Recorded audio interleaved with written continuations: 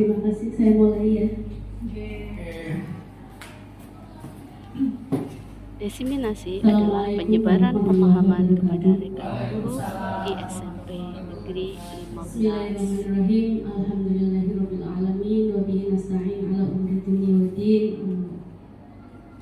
Yang kami hormati Bapak Ibu Sumarita selaku Kepala Sekolah, dan yang kami hormati Bapak Ibu Guru SMP Negeri 15. Sekarang Tak lupa kami mengucapkan terima kasih aksi nyata yang tentang membuat sebesar-besarnya karena pada hari ini kita bisa berkumpul dan Terima kasih, semoga bertemu dalam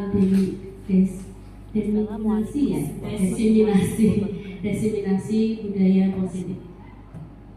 Tak lupa kita haturkan salawat serta salam kepada Allah Subhanahu wa taala. Assalamualaikum warahmatullahi wabarakatuh. Terima kasih. Salawat serta salam kita haturkan kepada junjungan Nabi Muhammad SAW yang mana kita nantikan syafaatnya nanti. Diseminasi adalah penyebaran pemahaman kepada rekan guru di SMP Bapak Negeri Ibu sekalian, 15. pada hari ini kita punya kesempatan untuk mengikuti diseminasi budaya positif yang diselenggarakan oleh calon guru penggerak angkatan 9, yaitu saya Anita Hikmatul Azizah. Sekarang akan membuat aksi nyata Ya, tentang salam membuat bahagia dari kami semua. Salam damai sejahtera, semoga bermanfaat. Swastiastu, Namo Buddhaya, salam kebajikan, Assalamualaikum Rahayu. warahmatullahi wabarakatuh. Di sini akan saya diseminasikan budaya positif. Kenapa ada diseminasi? Ini adalah suatu tugas dari calon guru penggerak yang mana sudah sampai modul 2. Nah, di sini aksi Diseminasi nyatanya adalah harus penyebaran pemahaman kepada rekan guru di yang memberikan SMP diseminasi kepada rekan 15. sejawat minimal 10 orang atau teman sejawat, di mana mengampu pembelajarannya, berarti SMP Negeri 15. Nah, agenda kegiatan pada hari ini yang pertama yaitu pembukaan, Sekarang akan membuat yang kedua tujuan kegiatan, yang ketiga ice breaking, dan yang keempat adalah materi tanya jawab, dan yang kelima refleksi dan penutup. Bapak Ibu yang kami hormati, mari kita buka acara pada hari ini dengan bacaan basmalah bersama. Bismillahirrahmanirrahim. Assalamualaikum warahmatullahi wabarakatuh. Terima kasih. Oke, saya sampaikan dulu tujuan kegiatan pada hari ini, yaitu untuk melakukan pengimbasan Diseminasi tentang adalah materi penyebaran budaya pemahaman kepada positif rekan guru kepada di SMP rekan guru dan Negeri staf. 15. Kenapa? Karena bersinergi dengan semua komponen sekolah untuk menciptakan budaya positif, terutama di lingkungan SMP Negeri 15 Pekalongan. Baik, di sini saya akan mengawali dengan ice breaking ya. Mungkin bisa dilihat ada gambar hewan, di mana berapa kita bisa tanyakan berapa banyak hewan pada gambar berikut. Hewan apa saja yang ada di situ? Coba kita cermati. Hewan apa saja? Ada berapa? Nah, kita lihat. Assalamualaikum Ada yang bisa warahmatullahi menjawab? wabarakatuh. Ikan, kura-kura, kuda, anjing, kucing. Diseminasi adalah penyebaran Tikus, pemahaman kepada rekan guru ular, SMP Negeri ikan, 15. buaya. Banyak banget ya. Nah, tikus, nah, ular sudah ya, ular. Nah, di situ Bapak Ibu, itu gambar yang terlintas, namun kita bisa persepsikan banyak hal gambar yang ada di situ, karena persepsi kita diamati sesuai dengan hasil pengamatan kita. Nah, kita lihat jawabannya. Assalamualaikum warahmatullahi Monggo. Kita lihat jawabannya. Tadi yang kita jawab adakah di situ semua? Kita lihat di situ jelas ada gambar gajah. Gajah.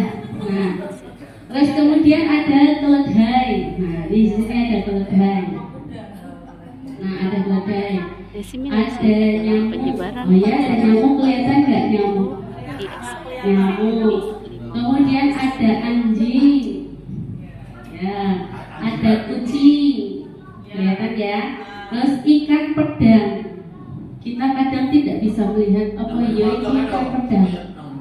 Nah, tidak terlihat ternyata itu adalah ikan pedang. Nah, kemudian ada ular, mungkin jelas ya ada di ekornya.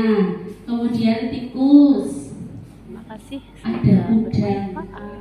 Udangnya berdiri Bu. Udang. Nah, jadi kita melihatnya kasat mata nggak terlihat ternyata ada di situ. Nah, terus ada ayam betina. Apa dia itu ayam betina? Terima kasih. Di mana ya Bu? Ayam betina Bu. Nah, Diseminasi tutupan adalah gajah, penyebaran tutupan pemahaman telinganya guru keledai. negeri. Oke, ada buaya, mana buayanya di mulutnya. Kemudian ada lumba-lumba, belalainya ya, berarti lumba-lumbanya kebalik. Nah, ada kepala burung. Mana kepala burung? Akan membuat Kelihatan nggak Bu? Ini mungkin gambarnya kurang jelas karena hitam ya.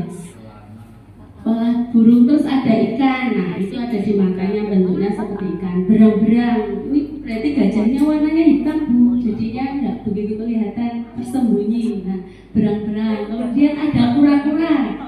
Jadi Assalamualaikum warahmatullahi wabarakatuh. kura-kura ya telinga. Jadi telinganya itu membentuk seperti kura-kura. Nah, itu Bu yang kasat mata kita lihat Diseminasi bahwa adalah penyebaran pemahaman kepada rekan yang guru tidak kita bisa lihat itu ternyata tersembunyi. Lanjut ya, itu hanya sebuah breaking hari ini. Nah, kita lanjutkan. Di dalam konsep inti budaya positif itu ada beberapa materi. Yang pertama yaitu perubahan paradigma belajar. Kemudian ada disiplin positif, aksi nyata ada tentang nilai-nilai membuat kebajikan, dan ada kebutuhan Terima kasih. dasar Semoga manusia. bermanfaat. Kemudian juga ada motivasi Assalamualaikum warahmatullahi perilaku wabarakatuh. manusia, posisi kontrol guru, dan keyakinan kelas, dan yang terakhir adalah restitusi, Assalamualaikum warahmatullahi segitiga wabarakatuh. restitusi. Terima kasih. Materinya banyak di budaya positif ini, yaitu ada 8. Yang pertama kita buka Diseminasi pembelajaran adalah dengan penyebaran paradigma pemahaman kepada baru. rekan guru di SMP Pembelajaran Negeri 15. dengan paradigma baru itu merupakan pembelajaran yang dirancang berdasarkan prinsip pembelajaran berdiferensiasi. Nah, tadi kita lihat gajah, kasat mata lihat gajah hanya beberapa hewan saja yang terkumpul di situ. Nah, di situ ternyata banyak perbedaan di antara Semoga teman-teman guru yang lain. Banyak yang menjawab oh ini. Nah, di sini pun ada pembelajaran yang bersifat berdiferensiasi, sehingga para peserta didik itu belajarnya sesuai dengan kebutuhannya berdasarkan tahap perkembangan sesuai psikologi modern untuk mewujudkan profil diseminasi pelajar adalah penyebaran Pancasila. pemahaman kepada Adapun profil pelajar Pancasila itu ada di sebelahnya. Yang pertama adalah beriman, bertakwa kepada Tuhan Yang Maha Esa, berbhinneka global, bergotong royong, kreatif, bernalar kritis, dan mandiri. Bapak Ibu sekalian, banyak miskonsepsi tentang teori kontrol. Tadi pembelajaran paradigma baru tentang yang merubah, yang menjadi patokannya adalah profil pelajar Pancasila. Nah, di sini ada teori kontrol. Berarti materi selanjutnya ya, ada teori kontrol. Di sini ada miskonsepsi, yaitu ilusi guru mengontrol murid. Ilusinya bahwa semua penguatan positif, efektif, dan bermanfaat. Itu bagi guru berpikirnya seperti itu.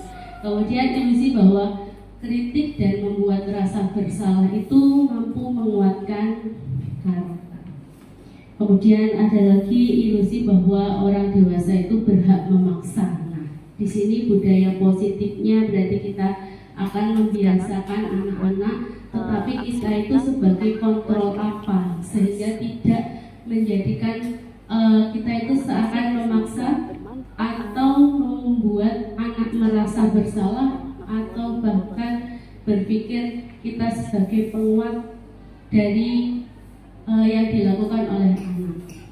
Di sini bedanya dari stimulus respon dan teori kontrol. Secara realitas itu hampir sama karena sama-sama Diseminasi adalah penyebaran pemahaman kepada mengontrol anak, sehingga itu suatu kesamaan dari kita memberikan stimulus ataupun teori kontrol. Kemudian semua orang juga melihatnya sama, tetapi kalau untuk teori kontrol berpikirnya beda.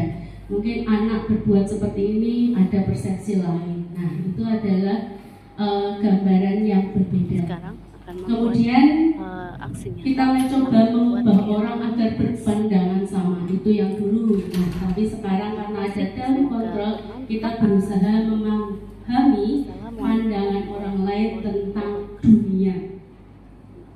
Kemudian perilaku buruk itu dilihat sebagai suatu kesalahan. Padahal semua perilaku itu pasti memiliki tujuan. Nah, itu ya, memiliki tujuan. Kenapa saya melakukan hal itu? Nah, itu berarti diseminasi adalah penyebaran pemahaman kepada tujuan. Kita pun sama pasti punya tujuan. Nah, jadi kalau di stimulus respon saya itu bisa mengontrol orang lain, tetapi kalau untuk menurut teori kontrol Anda tidak bisa mengontrol orang lain. Nah, kemudian kalau di stimulus respon pemaksaan ada pada saat bujukan. Jadi merasa dipaksa, dibujuk. Nah, tapi secara teori kontrol ada kolaborasi atau konsensus menciptakan pilihan-pilihan baru. Dalam stimulus respon ada model berpikirnya antara menang dan kalah. Tetapi kalau model berpikirnya tidak ada untuk teori kontrol. Menang semuanya menang, jadi tidak ada yang merasa dirugikan. Diseminasi adalah penyebaran pemahaman kepada di budaya positif. Nah, di budaya positif otomatis kita membiasakan untuk disiplin positif. Nah, disiplin positif menurut Bapak Ibu apakah makna dari kata disiplin? Maknanya apa? Tertib. Nah, tertib. Pernahkah menerapkan kedisiplinan di kelas? Sering, alhamdulillah ya. Kedisiplinan di kelas sering kita laksanakan. Nah, tetapi disiplin positif di sini adalah berasal dari kata disiplina yang artinya belajar. Berarti anak-anak itu diminta untuk belajar. Belajar istilah tadi apa? Tertib ya. Mungkin mirip karena suruh belajar. Nah, kemudian tapi di sini disiplin itu mengacu pada disiplin diri. Nah, disiplin diri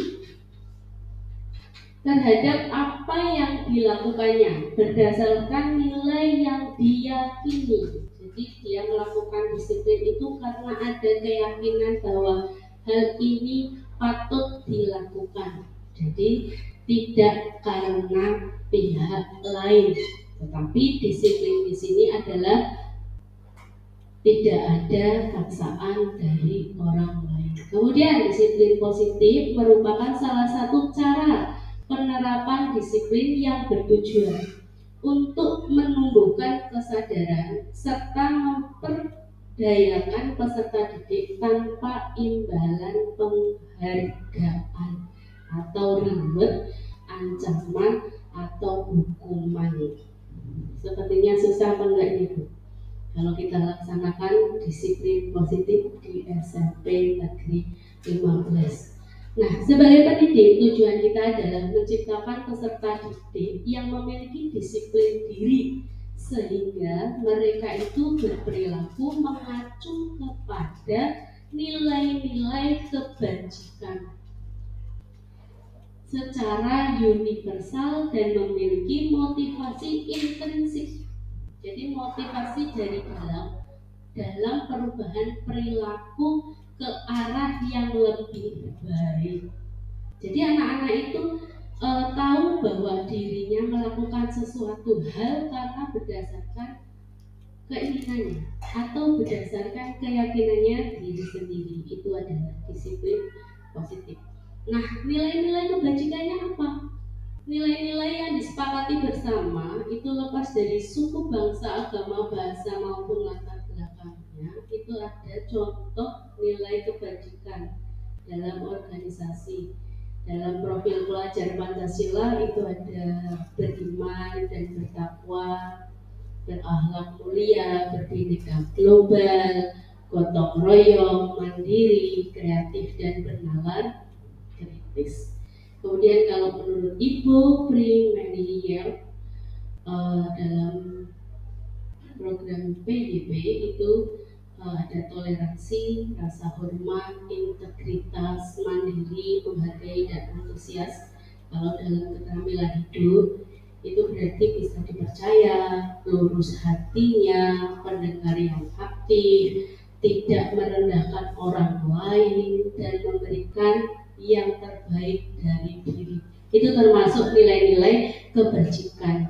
Nah, kebajikan itu berarti nilai-nilai kebaikan. Kalau kita sekilas disamakan adalah nilai-nilai kebaikan. Nah, berarti kita patri di dalam diri kita bahwa ada profil Pancasila yang perlu kita terapkan dalam kehidupan sehari-hari, yang perlu kita punyai dalam keterampilan hidup, dan yang perlu kita punyai dalam organisasi. Itu adalah nilai-nilai kebajikan yang wajib kita miliki dalam diri.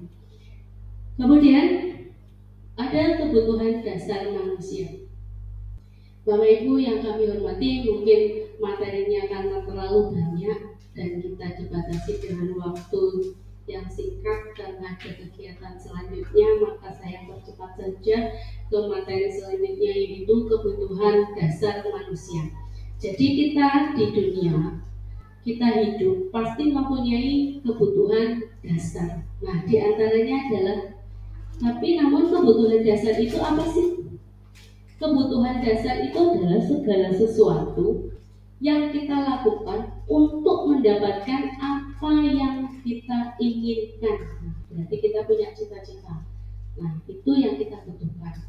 Nah, seluruh tindakan yang kita lakukan itu memiliki tujuan tertentu, dan semua usaha terbaik yang kita lakukan adalah dalam rangka agar kebutuhan dasar kita terpenuhi dengan baik. Jadi apa yang kita lakukan itu ada tujuannya. Tujuannya adalah untuk memenuhi kebutuhan. Nah, kebutuhan manusia diantaranya adalah 5 kebutuhan dasar manusia. Ada kebutuhan bertahan hidup. Berarti kalau kita hidup harus bisa bertahan hidup. Di antaranya kebutuhan apa yang kita inginkan dalam bertahan hidup, yaitu makanan, pakaian, tempat tinggal, keamanan, kesehatan, dan kita juga butuh kasih sayang. Nah, di antaranya yang kita butuhkan adalah apa? Rasa diterima, kemudian dipedulikan. Itu kita butuhkan dalam sehari-hari, namun kadang tidak terkonsep. Iya saya butuh itu. Nah, jadi tidak terasa. Jadi kita butuh berbagi. Kalau kita tidak berbagi, manalah bisa, karena manusia adalah manusia sosial, butuh orang lain, berarti butuh berbagi apapun, baik berbagi waktu, berbagi ilmu, berbagi materi, dan berbagi apa yang kita bisa. Jadi Itu yang kita butuhkan, yang termasuk dalam kasih sayang dan rasa diterima. Kemudian kerjasama juga kita perlu, karena kalau tidak ada kerjasama, tanpa kerjasama tidak akan berjalan sesuai harapan. Kemudian menjadi bagian dalam kelompok. Jadi ada anak yang tidak masuk dalam kelompok pun itu merasa tersisih karena dia butuh kasih sayang dan diterima dalam kelompoknya. Nah, maka kita sebagai pendidik harus mengetahui kebutuhan dasar manusia, terutama kebutuhan dasar peserta didik kita. Nah, kemudian yang selanjutnya butuh penguasaan. Di antaranya harga diri. Kita pasti punya harga diri. Namun harga diri kita harus bisa dihormati dan dihargai orang lain. Karena itu suatu kebutuhan yang hakiki untuk kita tentang harga diri. Keinginan untuk dianggap, nah itu berarti kita juga ingin dihargai, dianggap ada. Terus memimpin, nah itu juga ada dalam penguasaan. Memimpin juga suatu kebutuhan, karena kalau kita tidak bisa memimpin, minimal dalam diri kita sendiri itu tidak ada tujuan yang pasti. Kenapa? Karena kalau kita tidak bisa memimpin atau mengendalikan diri kita sendiri, apalah jadi kita? Tidak ada nilai-nilai kebajikan dalam diri kita, tidak tercover dalam hidup kita, tidak menjadikan keyakinan dalam hidup kita, sehingga rasanya kurang ketika kebutuhan kita tidak terpenuhi. Di antaranya adalah memimpin. Kemudian berprestasi, kita juga perlu berprestasi, entah itu berprestasi untuk dirinya sendiri, minimal kita bisa merubah apa yang kita inginkan. Dari awal kita lahir berarti kan ada prestasi. Prestasinya apa? Yang tadinya hanya bisa menangis, bisa duduk, bisa berdiri, bisa lari. Nah, itu suatu prestasi atau perkembangan. Jadi jangan berpikir bahwa prestasi itu adalah hal yang positif, yang mendapatkan kejuaraan saja. Namun di situ adalah perkembangan yang lebih baik dari sebelumnya. Itu adalah prestasi. Dan kita butuh diakui oleh orang lain, butuh didengar. Nah, itu adalah kebutuhan. Coba kita bayangkan, bila peserta didik kita pengen kebutuhan dasar manusianya terpenuhi, tetapi kita sebagai pendidik tidak memenuhinya di situ, pasti terasa ada keganjalan atau dia melarikan dari kenyataan. Bahkan berbuat pengen diperhatikan karena kebutuhan diantaranya tidak terpenuhi. Kemudian kebutuhan selanjutnya yaitu kebebasan. Kebebasan di sini diantaranya adalah mandiri. Pasti kita butuh mandiri, karena kalau tidak kita mandiri, bergantung dengan yang lain, pasti ada kebutuhan satunya yang akan dicemoohkan. Apa? Dihargai? Tidak bakal dihargai karena tidak mandiri. Maka ketimpangan-ketimpangan yang ada itu karena tidak seimbangnya kebutuhan yang kita punya. Seperti itu. Kemudian memiliki pilihan. Memiliki pilihan itu pun adalah kebebasan yang kita butuhkan. Mencoba hal yang baru. Nah, itu kepo kalau bahasa sekarang, mencoba hal yang baru, eksperiensi itu ya. Terus mampu mengendalikan arah dirinya. Nah, itu suatu kebutuhan juga, bahwa kita itu bisa nggak ya mengarahkan kita sendiri. Kita butuh itu, ada yang mengendalikan, ada yang mengarahkan. Siapa itu? Terutama peserta didik. Jadi peserta didik itu butuh ada yang mengendalikan arah dirinya. Kemudian kebutuhan kesenangan. Di antaranya adalah bermain. Pasti anak-anak suka sekali kalau disuruh bermain tanpa disuruh mencari permainan sendiri. Dia mengalihkan berbagai cara untuk bisa bermain. Apalagi di zaman ini yang tidak ada media atau prasarana untuk bermain seperti waktu kita kecil. Dulu masa permain kita masih panjang, istilah kita masa kecil kurang bahagia karena di sini rasa bermainnya kurang karena tidak adanya minimalnya sarana dan prasarana yang sekarang. Apakah peserta didik kita itu akan terhilangkan oleh permainan? Eman-eman ya Bu ya. Jadi itu suatu kebutuhan peserta didik yang perlu kita cermati. Kemudian antusias humor. Nah, anak juga ingin humor Bapak Ibu. Jadi ketika kita di kelas tanpa ada humor sekilas, kita rasanya hampa, tidak ada canda tawa di antara anak-anak. Semua pada nurut, anak-anak semuanya nurut semua ya. Nah, itu seakan-akan mungkin secara tampak kondisi, namun hampa untuk anak didik kita. Karena anak didik kita itu butuh humor, terutama humoris untuk guru-guru kita, humoris untuk teman-temannya, humoris untuk kelasnya. Nah, itu. Kemudian ada kebutuhan antusiasme, tertawa. Antusiasmenya berarti dia punya semangat tinggi. Nah, bagaimana menciptakan semangat tingginya? Ini peran guru di situ, peran orang tua dari anaknya sendiri juga perlu stimulus atau dibangun, dimotivasi supaya kebutuhan itu terpenuhi dan tertawa juga termasuk kebutuhan kesenangan. Bapak Ibu semua pastinya butuh tertawa karena kalau kita senang terus ya sepertinya hal yang sangat penat di pikir kita. Jadi kita butuh tertawa. Ada apa itu terapi tertawa terbahak-bahak, ternyata apa keuntungannya? Itu adalah untuk mengurangi stres di dalam hidup kita. Itulah 5 kebutuhan dasar manusia yang perlu kita ketahui, terutama para pendidik. Yang selanjutnya yaitu ada pertanyaan.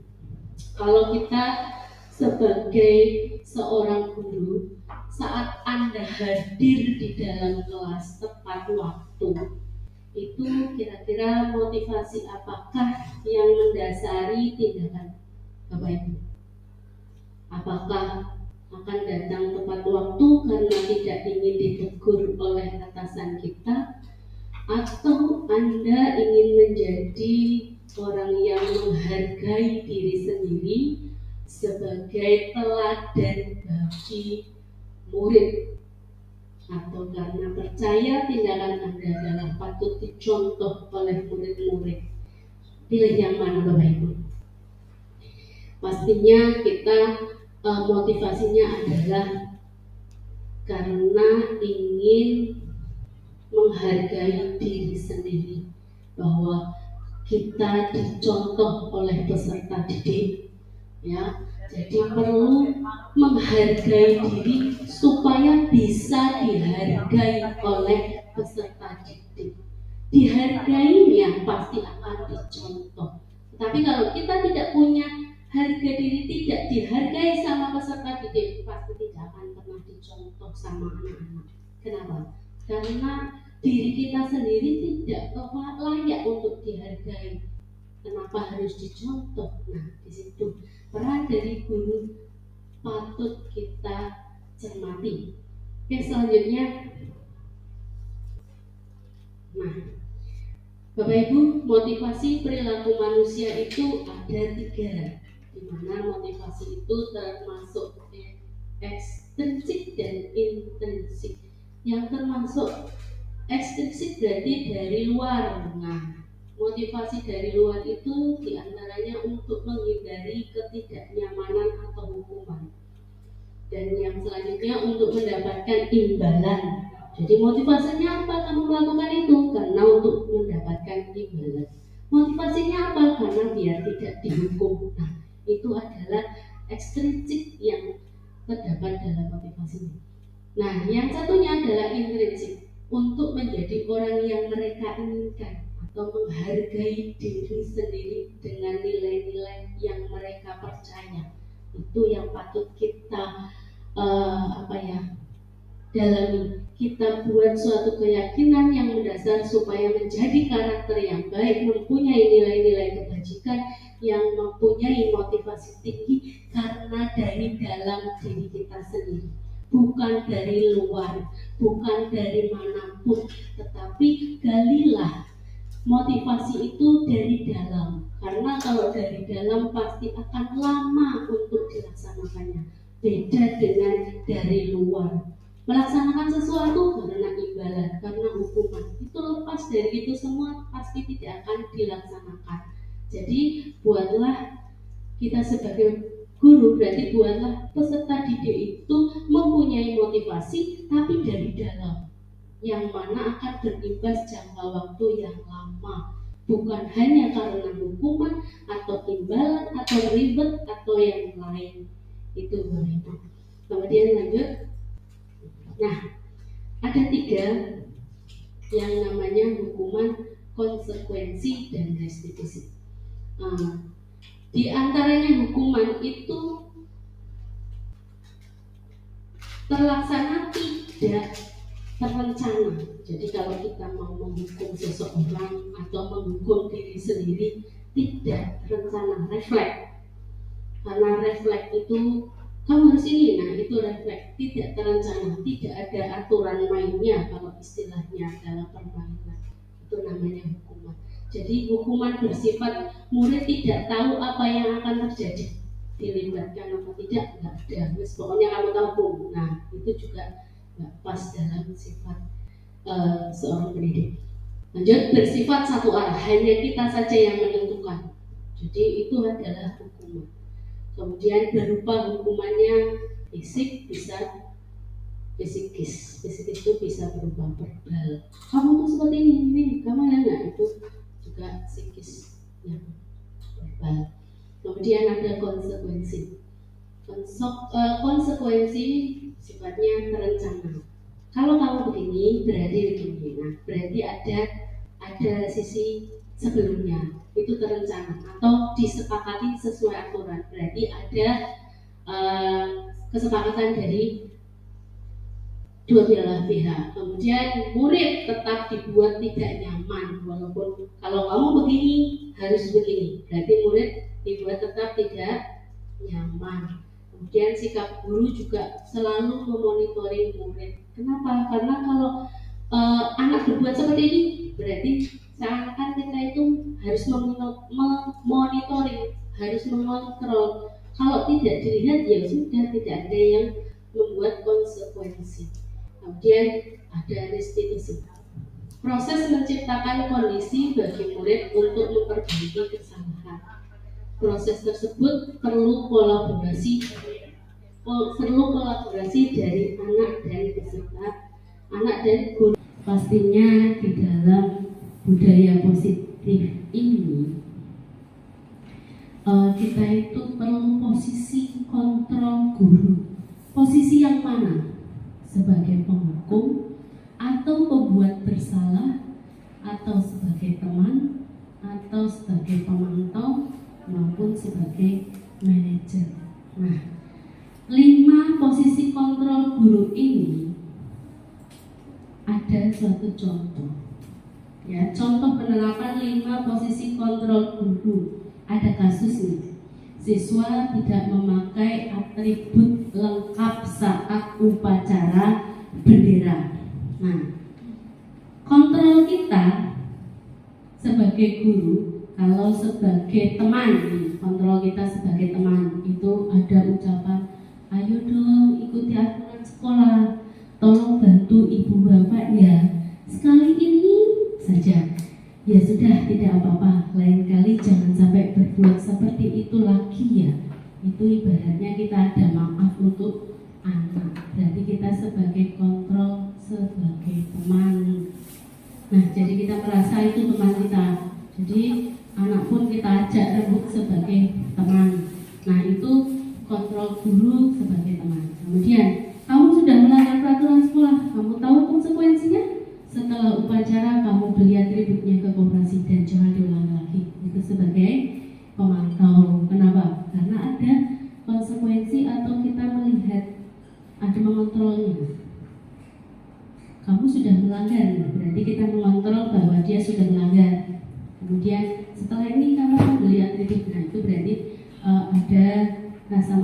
tapi ada imbasnya, konsekuensinya. Kemudian sebagai penghukum, ada anak yang tidak memakai atribut langsung hormat pada bendera selama 1 jam. Nah, di sini hukuman itu satu arah, seperti yang tadi kita jelaskan bahwa hukuman itu satu arah. Sakarepe yang memberi hukuman itu terserah, ada hanya satu arah tok yang tidak ada kesepakatan atau konsekuensi dari itu semua. Hormat pada bendera selama 1 jam. Nah, berarti kontrol guru itu sebagai penghukum. Kemudian membuat merasa bersalah itu seperti berapa kali ibu bapak harus memberitahu kamu selalu saja mengecewakan ibu bapak. Nah, di situ berarti merasa anak itu dibuat salah. Kamu sering mengecewakan ibu bapak. Nah, itu berarti anak setelah mendengar ucapan itu merasa bersalah. Nah, seharusnya kita sebagai apa dalam 5 posisi kontrol guru itu? Sebagai manajer, yaitu apakah kamu tahu kesalahanmu? Kira-kira bagaimana kamu perbaiki kesalahanmu? Nah, itu berarti anak-anak diajak konsultasi, komunikasi. Kira-kira anak-anak tahu nggak salahnya apa? Begitu dia tahu kesalahannya apa, berarti dia harus punya keyakinan dalam diri kita, dalam dirinya untuk tidak melakukan lagi, untuk memperbaiki kesalahannya. Dan dia akan menjawab kesalahannya karena apa, akan memperbaikinya apa. Nah, di situ ada istilah komunikatif. Nah, kontrol guru kita sebagai manajer di situ. Manajer itu berarti memanajemen antara peserta didik. Oke, ada contoh nih Bu. Posisi kontrol apakah aku coba jawab Bapak Ibu. Posisi kontrol tadi kita sudah tahu ya, posisi kontrol kita ada 5. Penghukum sebagai teman, membuat merasa bersalah, kemudian pemantau, manajer. Nah, ada pertanyaan di sini, ada dialog. Saya kecewa sekali dengan kamu. Itu kira-kira sebagai kontrol apa buat kita? Saya kecewa sekali dengan kamu. Nah, ya, membuat rasa bersalah. Nah, lanjut ya. Nah, kalau ini kamu tidak pernah benar melakukannya, sebagai kontrol apa? Penghukum. Kamu tidak pernah benar melakukannya. Penghukum, iya. Berarti penghukum. Oke, lanjut. Nah, ada lagi. Apa rencanamu untuk menyelesaikan masalah ini? Manajer. Ya, manajer. Ya. Lanjut ya. Nah, ini lagi. Ayolah, lakukan demi Bapak Ibu ya. Teman. Oke, teman. Ya. Nah, terus lanjut ya. Lagi. Kamu tidak pernah mendapat nilai jika tidak mengerjakan tugas. Penghukum. Penghukum ya? Penghukum. Nah, Bapak Ibu, bedanya dengan yang ini apa coba?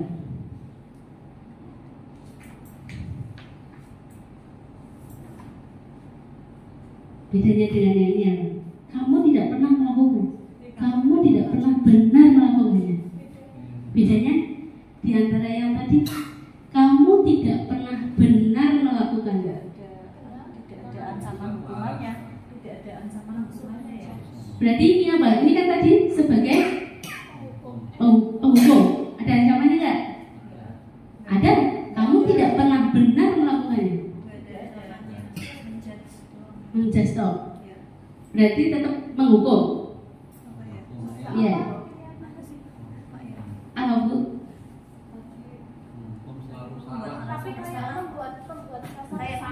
Kamu tidak pernah benar melakukannya.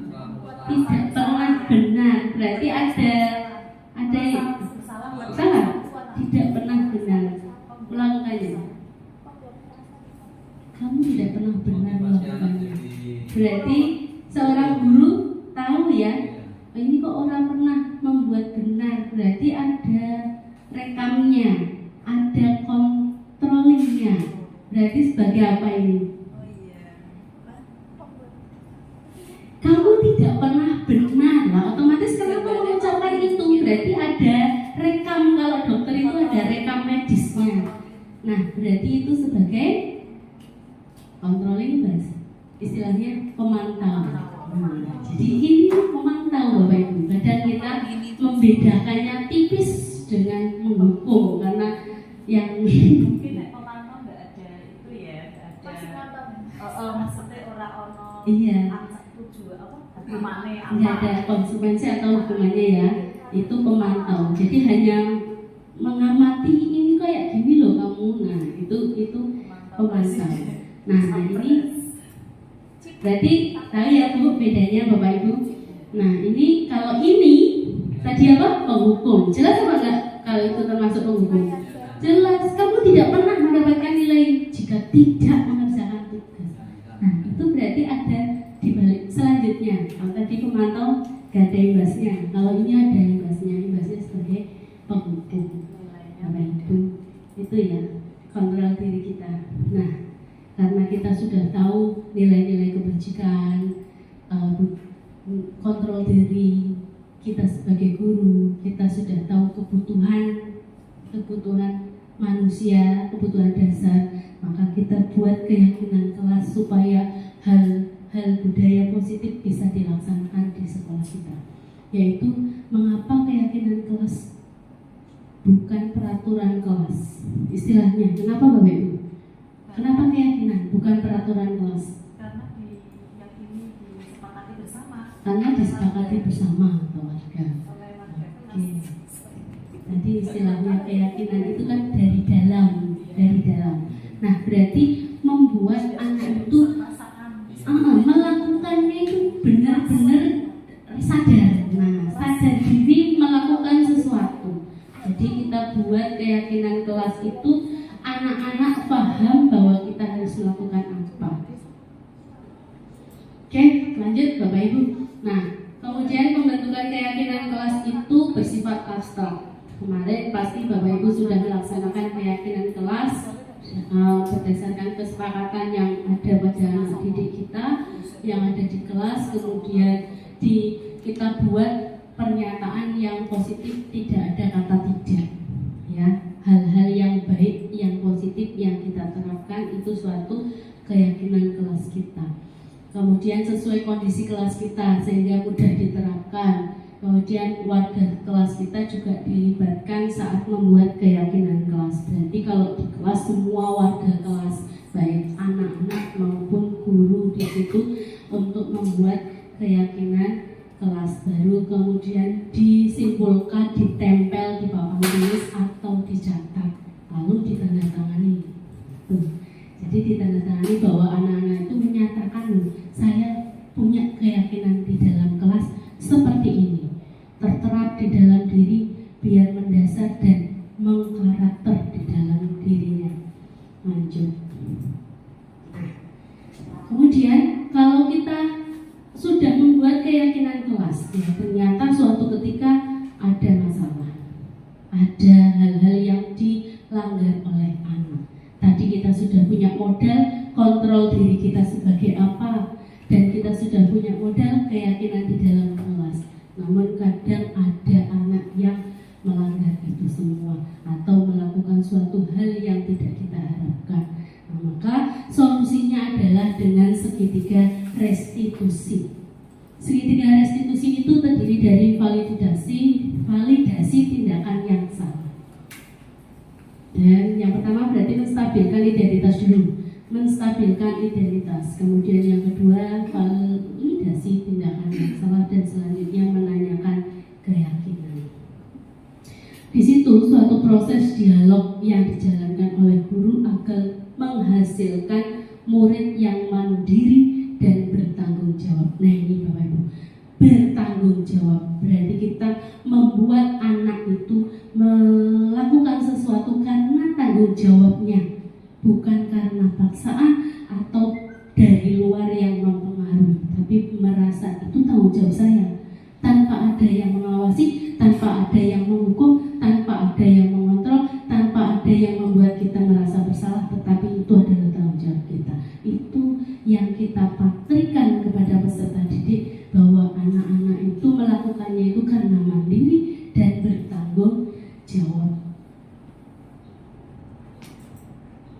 Oke.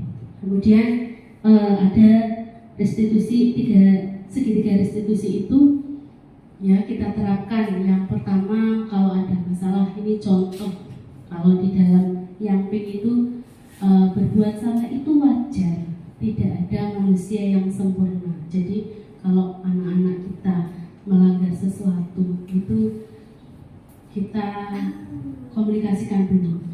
Seperti ini yang 9 dilaksanakan itu ada contoh Mbak Nurul itu dia marah karena Humsan mencontek terus. Nah dia emosi sehingga gebrak meja.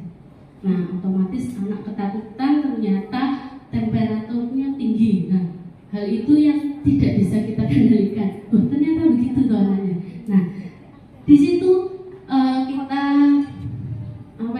klarifikasikan, kita stabilkan dulu identitasnya. Kenapa dia berbuat begitu?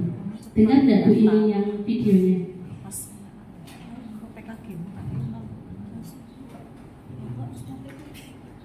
Enggak dengar ya videonya. Jadi kenapa dia berbuat begitu? Dia menjawab, ya Allah saya sebel masa Humsan nyontek terus. Harusnya dia melaksanakan mikir sendiri. Saya sudah coba-coba mikir. Nah itu. Kemudian itu yang namanya cara menstabilkan identitas. Yang tadinya dia emosi, dia tidak emosi dulu. Jadi identitasnya dia bisa kembali, biar tidak marah lagi. Lanjut. Kemudian validasi tindakan yang salah. Nah setelah itu anak-anak diajak, kira-kira kamu berbuat seperti itu salah atau tidak? Kamu pasti punya alasan, tapi mengapa melakukan itu? Ya Bu, saya punya alasan, kenapa saya karena marah. Nah itu, padahal kamu bisa melakukan lebih buruk dari ini ya. Jadi kita menyadari, berterima kasih sama anaknya. Terima kasih kamu tidak berbuat lebih dari itu. Karena kan menggebrak meja tok, untuk menggebrak meja tok nggak dipukul anaknya. Nah itu berarti ada hal-hal yang lebih parah dari itu. Dihargai dulu anaknya, bahwa sesuatu emosi itu bisa meledak-ledak lebih dari itu. Dihargai dulu bahwa isi mending kayak ngono Mbak. Untungnya kamu bisa mengendalikan emosi kamu. Isi mending, ternyata anaknya juga dihargai Bu, walaupun seperti itu. Tapi kayaknya kalau kita besok ikut malah juga karena emosi. Nah, kita bisa validasi tindakan yang salah dulu. Jadi kamu patut bangga karena telah melindungi sesuatu yang penting buatmu. Jadi ini punyamu, nah istilahnya itu. Ini gaweanku dhewe kok gampang dicontoh. Nah itu validasi tindakan yang salahnya. Kamu melakukannya karena mempertahankan sesuatu yang pentingnya. Itu karena dicontoh terus kan rasanya gimana? Itu yang contoh dari masalah yang kita selesaikan melalui restitusi, segitiga restitusi. Kemudian setelah itu menanyakan keyakinan. Nah kira-kira kamu melakukan itu kamu melanggar keyakinan kita enggak? Iya Bu, melanggar. Apa yang kamu langgar? Tidak menghargai orang lain. Nah, kamu tidak menghargai orang, walaupun kesannya si Nurul itu benar, karena tidak kok dicontoh terus. Tapi dari kita harus bisa membuat keyakinan bahwa dia tetap tidak menghargai orang lain. Kenapa? Karena yang tadinya anaknya nggak tahu kalau dia marah jadi tahu. Itu gebrak mejanya itu. Maka di situ melanggar keyakinan, yaitu menghargai teman. Kalaupun memang dia marah sama Humsan, tetap harus menghargainya. Berkatalah yang bijak. Kita pakai nilai-nilai kebajikan itu. Tetap sepertinya susah ya Bu ya, tapi semua itu belajar. Disiplin itu berarti kan belajar. Harus dimulai dari diri kita supaya kita bisa melakukan itu dengan baik dan benar. Nah, setelah itu kamu menjadi orang yang seperti apa kalau tidak dikendalikan. Nah, itu otomatis. Nah, setelah itu nanti anak-anak bisa saling minta maaf atau apa, itu ada solusi dari itu. Lanjut ya Bu, tinggal 3 lagi. Nah, kemudian itu sudah selesai materinya budaya positif, bahwa di dalam sekolah kita untuk membiasakan atau membudayakan positif, diantaranya kita harus paham dulu kebutuhan anak. Kita tahu nilai-nilai kebajikannya, kita tahu kontrol kita sebagai apa, dan menyelesaikan sesuatu yang dilanggar oleh anak karena kesepakatan kelas, itu kita gunakan segitiga restitusi. Itu salah satu solusi yang terbaik untuk saat ini. Itulah penutup dari kita bahwa membangun budaya positif di sekolah itu melibatkan penggunaan berbagai konsep dan pendekatan yang mencakup semua warga sekolah. Jadi guru itu harus mampu merefleksi dirinya dalam posisi kontrol saat ini. Jadi kita kalau ngomong seperti itu sebagai apa? Bagus gak ya kira-kira? Jadi kita selalu merefleksi perbuatan kita sehingga kita itu patut dicontoh karena patut dihargai oleh anak. Semua dari diri kita. Kita pengen dicontoh berarti kita pengen dihargai, otomatis kita harus bisa menghargai diri anak. Oke, kemudian bagaimana pelajaran dirinya sebagai among? Nah, among di sini karena kita sebagai manajer untuk peserta didik kita, berarti kita harus bisa menuntun murid-murid kita menjadi insan yang baik, mandiri, merdeka, dan bertanggung jawab. Bapak Ibu sekalian, demikian materi ini. Mungkin ada pertanyaan atau refleksi dari pembelajaran hari ini. Yang pertama, mungkin kita bisa sampaikan pembelajaran materi yang hari ini apa saja secara penangkapan dari Bapak Ibu semua. Oke, Bu Nida, Bu Seti, apa yang dipelajari hari ini bisa disampaikan, yang diterima atau yang dipahami pada hari ini. Bapak Haji mungkin bisa menyampaikan hari ini itu menyampaikan apa saja yang saya tangkap dan apa saja yang saya bisa. Terima kasih. Kami coba untuk merefleksikan apa yang telah tadi kami terima, bahwa untuk menumbuhkan budaya positif berupa disiplin yang positif ini memang kita harus berusaha mengetahui permasalahan dari sesuatu yang dilakukan seseorang itu, kemudian harapannya kita bisa memberikan munculnya motivasi diri, motivasi intrinsik ini kepada diri seseorang yang berbuat sesuatu ini, agar nanti tumbuh disiplin maupun budaya positif lainnya. Jadi kita berharap apa yang dilakukan seseorang itu betul-betul disadari bahwa itu ada latar belakangnya, kemudian juga tindak lanjutnya nanti bisa refleksi dirinya anak-anak atau seseorang ini bisa mampu mengatasi apa yang dilakukan itu apakah termasuk baik apa tidak. Jadi begitu, jadi harapannya kita bisa menumbuhkan budaya disiplin ini dari perilaku motivasi diri dari kita semuanya. Terima kasih, mohon maaf ada kekurangannya. Terima kasih Pak Haji atas refleksinya, bahwa pertemuan hari ini yaitu mengatakan bahwa anak-anak harus punya motivasi ya, motivasi diri kita sendiri supaya membudayakan disiplin positif seperti itu. Mungkin ada yang lain, Bu Sumarita. Terima kasih Bu Anita.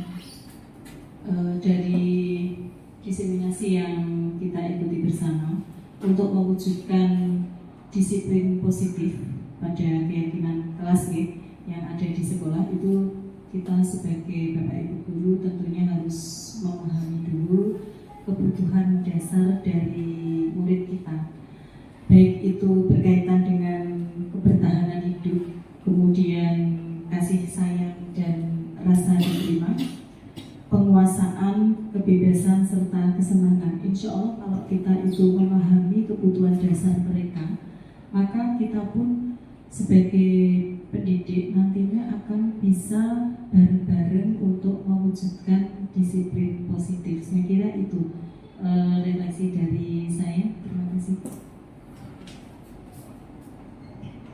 Terima kasih Bu Sumatika. Ya, terima kasih Bapak Ibu semua yang telah merefleksikan materi pada hari ini. Mungkin itu saja yang bisa saya sampaikan, dan untuk selanjutnya saya terima kasih karena sudah berpartisipasi dalam kegiatan hari ini. Semoga bermanfaat. Maka kita akhiri kegiatan pada hari ini dengan bacaan hamdalah bersama. Alhamdulillahirabbil alamin. Terima kasih Bapak Ibu semua. Billahi taufiq wal hidayah. Assalamualaikum warahmatullahi wabarakatuh.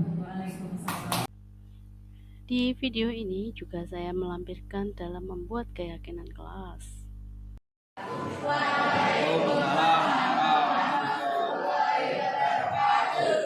Anak-anakku sekalian, pada hari ini kita agendanya adalah membuat kesepakatan kelas atau keyakinan kelas. Nah, anak-anakku sekalian, tentunya sekolah di sini pasti pengen keadaan kelasnya gimana ya? Ya, keadaannya nyaman, tentram. Nah, pastinya di situ kita perlu ada kesepakatan.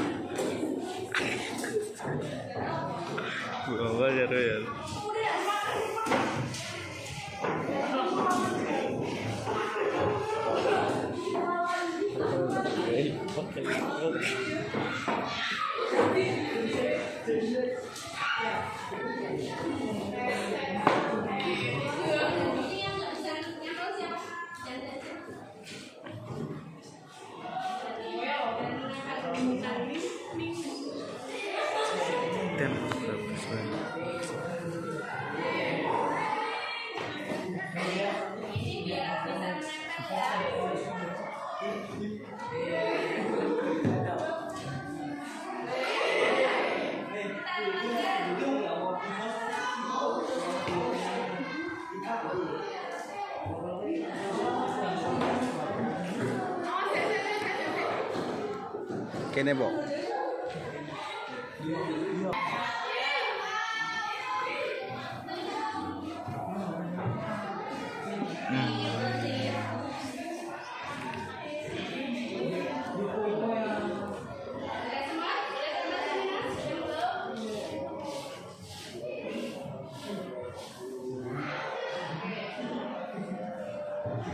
Terima kasih ya anak-anak. Ini semuanya sudah ditempel di sini. Kita lihat ada disiplin. Ini saling menghormati, mandiri ya. Kita cari yang kata positif. Kalau yang negatif nanti kita bisa ganti dengan kalimat yang positif. Oke ya.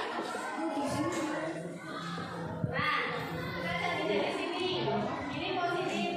Kalimat kalau menolong positif ya. Jaga kebersihan positif. Oke. Dan tempat adil tetap harus dilaksanakan. Menjaga kebersihan. Misalkan ya. Nah, sekarang kita lihat. Kita bikin bahasa yang sederhana tapi gampang diingat. Misalkan ya, nih di sini ada disiplin sama ya, yang sama kita ambil ya, Ya. disiplin. Ya. Jadi ada lagi enggak? Nah, sudah ya, disiplin, ada diambil disiplin. Ada lagi? Nah, sekarang ini sudah dapat satu disiplin. Oke lagi, saling menghormati ini sama ya. Saling menghormati sama. Saling menghormati sama. Ada lagi? Saling menghormati. Nah, ini berarti sama ya. Nah, sudah ada dua. Kemudian lagi menjaga kebersihan. Nah, menjaga kebersihan sama diambil. Menjaga kebersihan sama.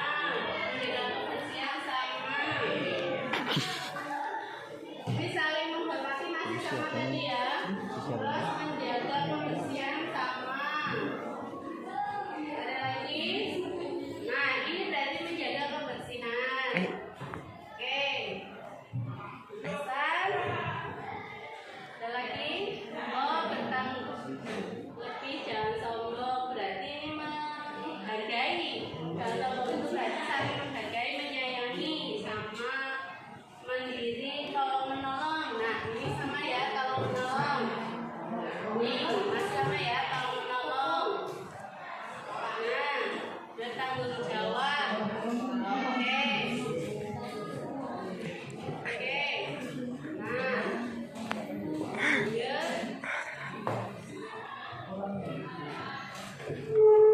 Menjaga kebersihan tadi sama. Dan nana. Berarti masuknya disiplin ya. Disiplin harus dilaksanakan, berarti menjaga kebersihan. Misalkan tidak boleh berisik, berarti disiplin. Kemudian disiplin sama menginginkan kekompakan. Nah, berarti menginginkan kekompakan ini tanggung jawab ya. Ya. Ya.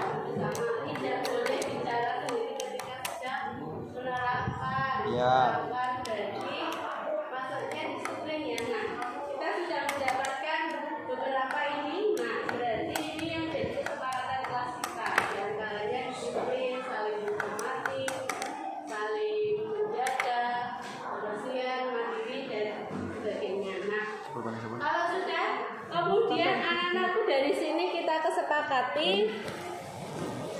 sepakati ini ditandatangani dari sebelah sini. Yo, maju sini tanda tangan. Ya apa nama?